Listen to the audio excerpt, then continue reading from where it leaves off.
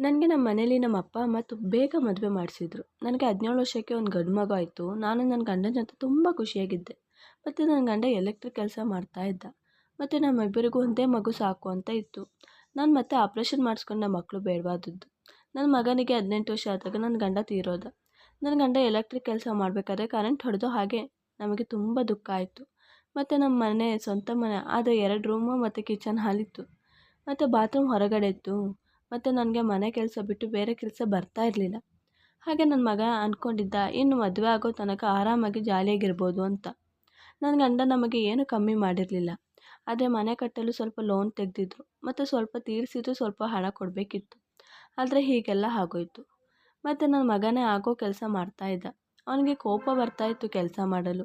ಮತ್ತು ಬೆಳೆಯೋ ಹುಡುಗ ಅವನಿಗೆ ಪಾಪ. ಆದರೆ ನಾನು ಅವನ ಮುಂದೆ ತೋರಿಸ್ತಿರ್ಲಿಲ್ಲ. ಅವನಿಗೆ ಎಲ್ಲ ಮೇಂಟೈನ್ ಮಾಡಲು ತುಂಬ ಕಷ್ಟ ಆಗ್ತಾಯಿತ್ತು. ಆದರೆ ಅವನು ಹೇಳ್ಕೊತಿದ್ದ ಮತ್ತು ಹೇಳ್ತಿದ್ದ, ಸರಿಯಾದ ದಾರಿಯಲ್ಲಿ ಕೆಲಸ ಈಗಿನ ಕಾಲದಲ್ಲಿ ಹೆಚ್ಚು ಸಂಪಾದನೆ ಮಾಡಲು ಕಷ್ಟ, ಬೇರೆ ದಾರಿನೇ ಹುಡುಕಬೇಕು ಅಂತ. ನೀನು ಏನು ಹೇಳ್ತಾ ಇದ್ದೀಯಾ, ಬೇರೆ ದಾರಿ ಯಾವ ದಾರಿ ಅಂತ ಕೇಳಿದೆ. ಅದೇನು ಇಲ್ಲಮ್ಮ ಅಂತ ಹೇಳ್ತಾ ಇದ್ದ.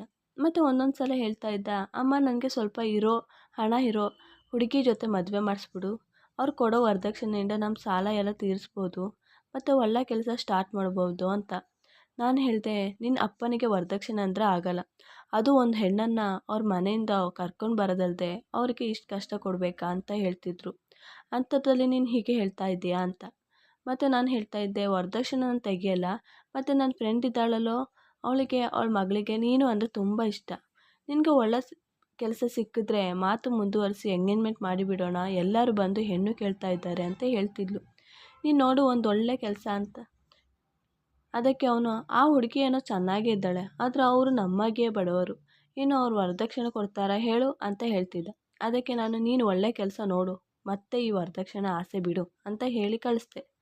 ನನಗೆ ಆಗಾಗ ಸ್ನಾನ ಮಾಡೋ ಹುಚ್ಚು ಹೆಚ್ಚಿತ್ತು. ಮತ್ತು ನನಗೆ ಸ್ನಾನ ಮಾಡಬೇಕಾದ್ರೆ ಯಾರೋ ನನ್ನ ನೋಡಿದ ಹಾಗೆ ಆಗ್ತಾಯಿತ್ತು. ನನಗೆ ಅನಿಸೋದೇನೋ ಅಂತ ಅನ್ಕೋತಿದ್ದೆ. ಆದರೆ ನಮ್ಮ ಮನೆ ಬಾತ್ರೂಮ್ ಹೊರಗಡೆ ಇತ್ತು ಮತ್ತು ಅದಕ್ಕೆ ಮೇಲ್ಗಡೆ ದೊಡ್ಡ ಕಿಟಕಿ ಇತ್ತು. ನನಗೆ ಏನೋ ಹಾಗೆ ಅನಿಸ್ಬೋದು ಅಂತ ಹೀಗೆ ನಾನು ಕೆಲಸ ಎಲ್ಲ ಆಗಿ ಹೊರಗಡೆ ಕೂತಿದ್ದೆ. ಆಗ ನನ್ನ ಫ್ರೆಂಡ್ ಬಂದಳು. ಮತ್ತು ಅವಳಿಗೆ ಊರಿನ ಎಲ್ಲ ಇನ್ಫಾರ್ಮೇಷನ್ ಗೊತ್ತಿರುತ್ತೆ ಮತ್ತು ಒಂದೊಂದು ಹೇಳ್ತಾ ಇರ್ತಾಳೆ. ಹೀಗೆ ಹೇಳಬೇಕಾದ್ರೆ ಹೇಳಿದ್ಲು, ನಿನಗೆ ಗೊತ್ತಾ ನಿನ್ನ ಮನೆ ಹಿಂದ್ಗಡೆ ಇರೋರು ಏನು ಮಾಡಿದ್ದಾರೆ ಅಂತ. ಅದಕ್ಕೆ ನಾನು ಏನು ಅಂದೆ. ಆಗ ಅವಳು, ಅವ್ರ ದುಡ್ಡಿಗೋಸ್ಕರ ಹೆಂಡತಿ ವಿಚಿತ್ರವಾದ ವಿಡಿಯೋ ಮಾಡಿ ಫೇಸ್ಬುಕ್ಕಲ್ಲಿ ಮತ್ತು ಇನ್ನಿತರ ಆ್ಯಪ್ಗಳಲ್ಲಿ ಹಾಕಿದ್ದಾರೆ. ಅವ್ರಿಗೆ ಇದರಿಂದ ಒಳ್ಳೆ ದುಡ್ಡು. ಆದರೆ ನೋಡು ಎಂಥ ಗಡ್ಡೆ ಇರ್ತಾರೆ ಅಂತ. ಎಲ್ಲ ಗಂಡಂದಿರು ಅವ್ರ ಹೆಂಡ್ತಿರು ಮರ್ಯಾದೆಯಿಂದ ಇರಬೇಕು ಅಂತ ಆಸೆ ಪಡ್ತಾರೆ. ಆದರೆ ಇವನು ಅವಳನ್ನು ಬಳಸ್ಕೊಂಡು ದುಡ್ಡು ಮಾಡ್ತಾ ಇದ್ದಾನೆ ಅಂತ ಹೇಳಿದ್ರು. ಮತ್ತು ನನಗೆ ಹೆದರಿಕೆ ಆಯಿತು. ಈಗಿನ ಕಾಲದಲ್ಲಿ ದುಡ್ಡಿಗೋಸ್ಕರ ಯಾರು ಬೇಕಾದರೂ ಏನು ಮಾಡ್ತಾರೆ ಅಲ್ವಾ ಅಂತ. ಮತ್ತು ನಾನು ಬಾತ್ರೂಮ್ನಲ್ಲಿ ಸ್ನಾನ ಮಾಡಬೇಕಾದ್ರೆ ಅನ್ನಿಸೋದು ಸತ್ಯ ಆಗಿರ್ಬೋದಾ ಅಂತ ನಾನು ಅಂದ್ಕೊಂಡೆ. ನನ್ನಲ್ಲಿ ಇಷ್ಟು ಹಣ ಇರಲಿಲ್ಲ ಅದನ್ನು ಸಿಮೆಂಟ್ ಹಾಕ್ಸೋದಾ ಅಂದರೆ. ಒಂದಿನ ಸ್ನಾನ ಮಾಡೋಕ್ಕೆ ಹೋದಾಗ ನನ್ನ ಮೇಲೆ ಇರೋ ಕಿಂಡಿನ ನಾನು ಶಾಲ್ನಿಂದ ಕವರ್ ಮಾಡಿದೆ. ಮತ್ತು ಸ್ನಾನ ಎಲ್ಲ ಮುಗಿದ ತಕ್ಷಣ ನೋಡಿದಾಗ ಬೆಚ್ಚು ಬಿದ್ದೆ. ನೋಡಿದ್ದೆ ಅದು ಅರ್ಧ ಕೆಳಗಿತ್ತು. ಇದು ಹೇಗೆ ಆಗೋಕ್ಕೆ ಸಾಧ್ಯ, ಯಾರೋ ಇದ್ದಾರೆ ಅಂತ ಡೌಟ್ ಬಂತು. ನನ್ನ ಮಗನ ಹತ್ರ ಹೇಳೋಣ ಅಂದರೆ ಅವನು ಏನಾದರೂ ಅಂದ್ಕೊಂಡ್ರೆ ಅಂತ ಅಂದ್ಕೊಂಡು ಮೊದಲು ಇದನ್ನು ಕಂಡು ಹಿಡಿಬೇಕು ಅಂತ ಇದ್ದೆ. ಆದರೆ ನನ್ನ ಹತ್ರ ದೊಡ್ಡ ಮೊಬೈಲ್ ಇರಲಿಲ್ಲ. ಏನು ಮಾಡೋದು, ಹೇಗೆ ಕಂಡುಹಿಡಿಯೋದು ಅಂದ್ಕೊಂಡೆ. ಮತ್ತು ಹೀಗೆ ಇತ್ತು. ನಾನು ಓಡಿ ಬಂದು ಹೊರಗಡೆ ನೋಡಿದಾಗ ಯಾರೂ ಇರ್ತಾ ಇರಲಿಲ್ಲ. ಮತ್ತು ನನ್ನ ಮಗ ಇರ್ತಿದ್ದ. ನಾನು ನನ್ನ ಮಗನ ಹತ್ರ, ಇಲ್ಲ ಯಾರಾದರೂ ಹೋಗೋದನ್ನು ಕಂಡೆ ಅಂತ ಕೇಳಿದೆ. ಆದರೆ ಅವನು ಇಲ್ಲ ಅಂತ ಹೇಳ್ದ. ಆದರೆ ಅಲ್ಲಿ ಯಾರೂ ಇರಲಿಲ್ಲ. ನನಗೆ ನನ್ನ ಮಗನ ಮೇಲೆ ಡೌಟ್ ಪಡೋಕ್ಕೂ ಆಗಲ್ಲ. ನನಗೆ ಇದೇನೋ ಸರಿ ಅನ್ನಿಸ್ದೆ. ಮಗನ ಹತ್ರ ಹೇಳಿದೆ. ಆಗ ಏನೂ ಇಲ್ಲಮ್ಮ, ನಿನಗೆ ಊಹೆ ಇರ್ಬೋದು ಅಂತ ಹೇಳ್ದ. ನಾನು ಮತ್ತೊಂದು ದಿನ ಹೇಳಿದೆ, ಇಲ್ಲ ಕಣೋ, ನಾನು ಸ್ನಾನ ಮಾಡಬೇಕಾದ್ರೆ ಯಾರೋ ನೋಡ್ದಂಗೆ ಆಗುತ್ತೆ ಅಂತ. ಆದರೆ ಅವನು ಬೇರೆ ಮಕ್ಕಳು ಹಾಗೆ ಅಲ್ಲ, ಹೇಳಿದರೆ ಯಾರು ಏನು ಅಂತ ಗಾಬರಿ ಆಗ್ತಾರೆ. ಆದರೆ ಇವನು ಹಾಗೇನು ಇಲ್ಲಮ್ಮ ಅಂತಲೇ ಹೇಳ್ತಾ ಇದ್ದ. ಕೇರ್ಲೆಸ್ ಮಾಡ್ತಾ ಇದ್ದ. ನನಗೆ ಏನು ಇಷ್ಟು ಹೇಳಿದ್ರು ಅವನು ಹೀಗೆ ರಿಯಾಕ್ಟ್ ಮಾಡ್ತಾ ಇದ್ದಾನೆ ಅಂತ ಕೋಪ ಬರ್ತಾ ಇತ್ತು. ನಾನೇ ಹೇಗಾದರೂ ಕಂಡುಹಿಡಬೇಕು ಅಂತ ನಾನು ಏನು ಮಾಡಿದೆ, ನನ್ನ ಫ್ರೆಂಡ್ ಹತ್ರ ನೀನು ಮೊಬೈಲ್ 2 ದಿನಕ್ಕೆ ಕೊಡ್ತೀಯಾ ಅಂತ. ಅವಳು ಯಾಕೆ ಅಂತ ಕೇಳಿದ್ಲು. ನಾನು ಬೇಕಿತ್ತು, ಅದು ದಿನಕ್ಕೆ 1 ಗಂಟೆಗೆ ಸಾಕು ಅಂತ ಕೇಳಿದೆ. ಅವಳು ಆಯಿತು ಅಂತ ಒಪ್ಕೊಂಡ್ಳು. ನಾನು ಸ್ನಾನಕ್ಕೆ ಹೋಗಬೇಕಾದ್ರೆ ಅವಳ ಹತ್ರ ಹೋಗಿ ಇಸ್ಕೊಂಡು ಬಂದು ಬಾತ್ರೂಮಲ್ಲಿ ಮಡಗಿದೆ. ಆದರೆ ಯಾರೂ ಇರಲಿಲ್ಲ. 2 ದಿನ ನೋಡಿದೆ, 2 ದಿನವೂ ಅವನೇ ಇರ್ತಿದ್ದ. ನನಗೆ ನನ್ನ ಮಗನೇ ಮೇಲೆ ಡೌಟ್ ಇತ್ತು. ಅವನು ಬೇರೆ ರೀತಿಯಲ್ಲಿ ಕೆಲಸ ಮಾಡಬೇಕು ಅಂತ ಹೇಳ್ತಿದ್ದ. ಎಲ್ಲಾದರೂ ನಾನು ವೀಡಿಯೋ ಹಿಡಿದು ನನ್ನ ಮಗ ಹಾಗೇನು ಮಾಡಲ್ಲಲ್ವಾ ಅಂತ ಇದ್ದೆ. ಹೀಗೆ ಒಂದಿನ ಯಾರೋ ಜೊತೆನೋ ಹೀಗೆ ಇದೇ ಟ್ರೆಂಡ್ ಕಣೋ, ಈ ಥರ ವೀಡಿಯೋ ಹಿಡಿದು ಒಳ್ಳೆ ದುಡ್ಡು ಸಂಪಾದನೆ ಮಾಡ್ತಾ ಇದ್ದಾರೆ ಅಂತ ಮಾತಾಡ್ತಿದ್ದ. ನಾನು ಆಗ ಯಾರ ಜೊತೆ ಮಾತಾಡ್ತಾ ಇದ್ದೀಯಾ ಅಂತ. ಆಗ ಅವನು ಹೆದರ್ಕೊಂಡು ಯಾರಿಲ್ಲಮ್ಮ ಅಂತ ಹೇಳಿ ಒಳಗಡೆ ಹೋದ. ನನಗೆ ನನ್ನ ಮಗನ ಮೇಲೆ ಡೌಟ್ ಕನ್ಫರ್ಮ್ ಆಯಿತು.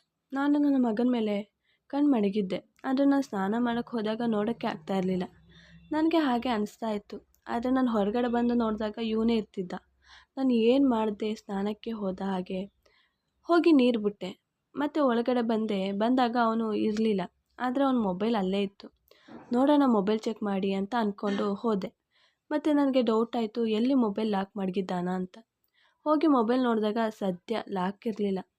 ನಾನು ಚೆಕ್ ಮಾಡಿ ನೋಡಿ ನನಗೆ ಶಾಕ್ ಆಯಿತು. ನನ್ನ ಮಗ ಅಂತ ನೋಡಿದ್ರೆ ಅದರಲ್ಲಿ ನಾನು ಸ್ನಾನ ಮಾಡಿದ್ದು ಎಲ್ಲೋ ವೀಡಿಯೋ ಇತ್ತು. ಅಷ್ಟರಲ್ಲಿ ಅವನು ಬಂದ. ಮತ್ತು ನಾನು ವೀಡಿಯೋ ನೋಡಿದ್ದು ಗೊತ್ತಾಯಿತು.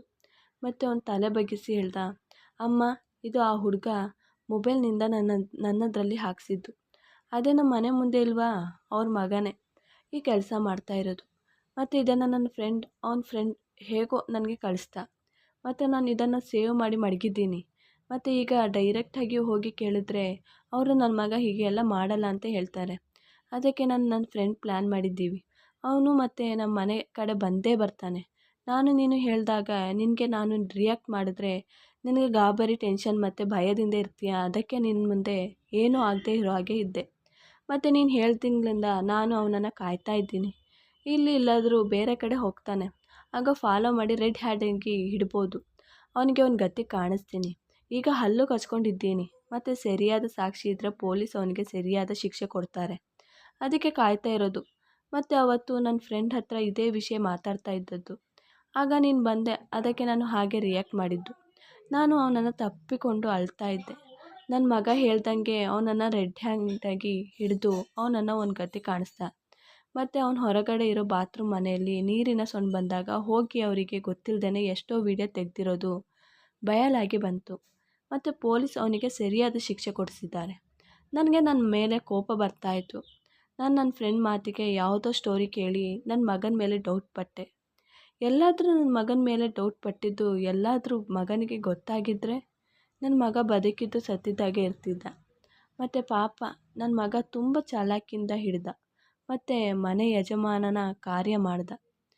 ಈ ವಿಡಿಯೋ ಇಷ್ಟವಾದಲ್ಲಿ ಪ್ಲೀಸ್ ಲೈಕ್ ಆ್ಯಂಡ್ ಸಬ್ಸ್ಕ್ರೈಬ್ ಮಾಡಿ.